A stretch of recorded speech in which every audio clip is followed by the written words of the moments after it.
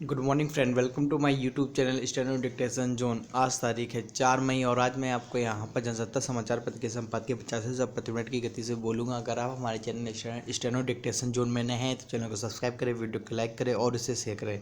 हमारे चैनल पर corona virus 19 से रिलेटेड लीगल मैटर की डिक्टेशन बोली गई थी। अगर आपने अभी तक उसकी प्रैक्टिस नहीं की है तो आप वहाँ पर जाकर उनकी प्रैक्टिस कर सकते हैं। तो आइए जनसत्ता समाचार पत्र संपादकीय 85 शब्द प्रति मिनट स्टार्ट होगी 5 सेकेंड बाद।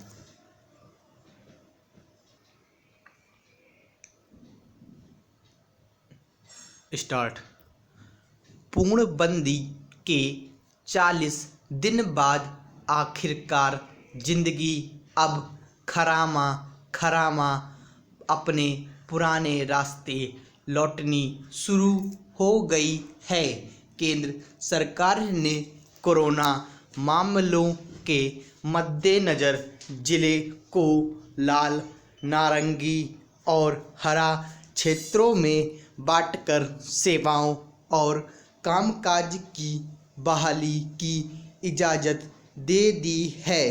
बंदी की वजह से कारोबारी गतिविधियां ठप पड़ गई थी।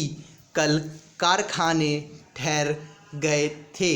ऐसे में उद्योग जगत का दबाव था कि बंदी को लंबे समय तक आगे ना बढ़ाया जाए, मगर जिन राज्यों में कोरोना के मामले लगातार बढ़ रहे हैं और उस पर अंकुश लगाना चुनौती बना हुआ है, उनका दबाव था कि बंदी को और आगे बढ़ाया जाए।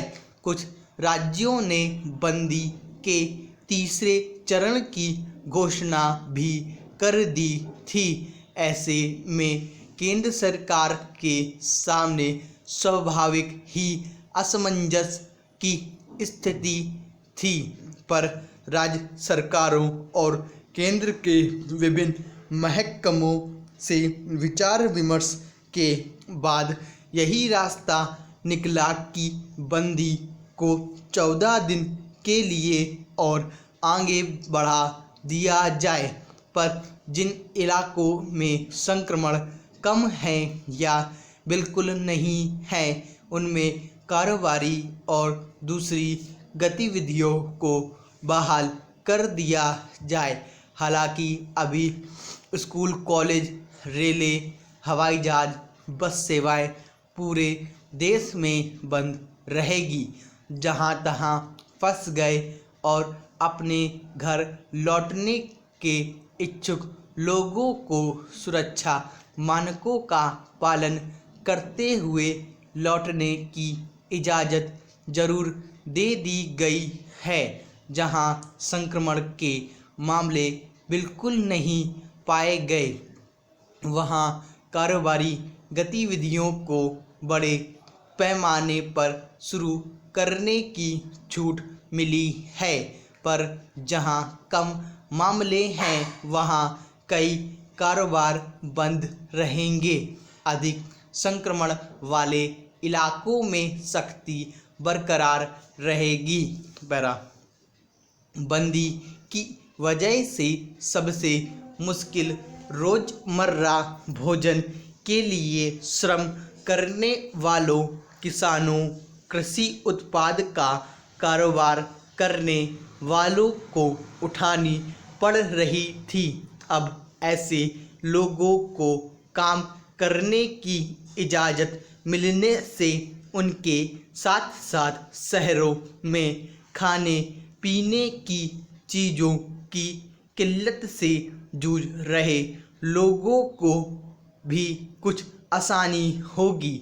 इसके अलावा कुछ भारी उद्योगों को भी बड़े पैमाने पर नुकसान उठाना पड़ रहा था, जिन्हें इस फैसले से राहत मिलेगी। पर ये उपाय बहुत थोड़े और पेचीदा भी हैं। इससे किसानों को खेती में काम करने, फसलें बेचने में बेशक कुछ आसानी होगी, पर चूंकि पाबंदियां जिलेवार स्थितियों को ध्यान में रखते हुए हटाई गई है, इसलिए उन्हें भी कुछ कठिनाइयों का सामना करना ही पड़ेगा। जिलों की सीमाएं इस कदर आपस में जुड़ी होती हैं और पड़ोसी जिलों के लोगों का कामकाज एक दूसरे पर निर्भर होता है, इसलिए अगर एक ज़िले में छूट दी गई है पर उससे सटे ज़िलों में पाबंदियां बरकरार हैं तो उनकी आवाजाही पर असर पड़ेगा ही। इस तरह मंडियों में उनका आना जाना सुगम नहीं होगा। यही समस्या शहरों में भी पैदा होगी। एक मोहल्ले में छूट होगी और उससे सटे दूसरे मोहल्ले में नहीं, तो कारोबारी गतिविधियां सुगम कैसे हो सकेंगी।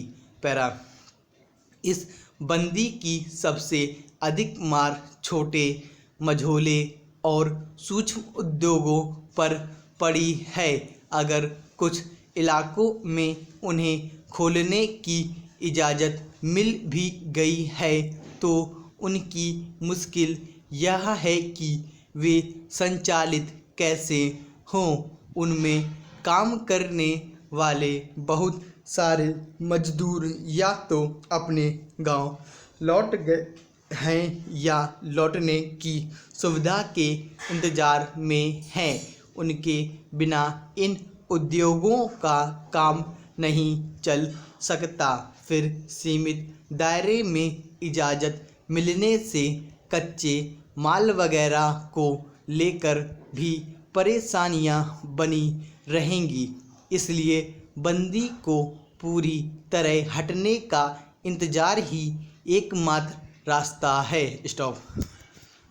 तो ये आपकी संपादकीय पूरी हो गई। शुरुआत में थोड़ी सा तेज बोल दिया था। तो अगर आपको अगर ये वीडियो पसंद आया तो वीडियो को लाइक करें और उससे चैनल को सब्सक्राइब करें। Thanks for watching this video.